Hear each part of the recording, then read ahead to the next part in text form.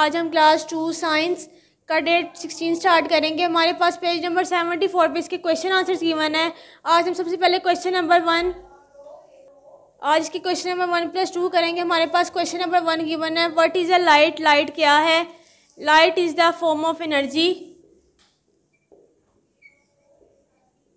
light is the form of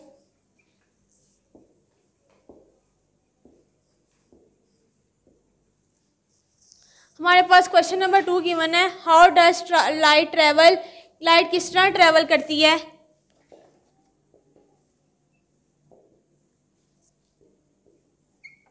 it travels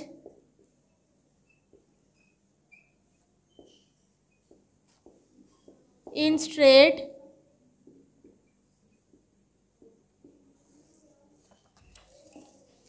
lines called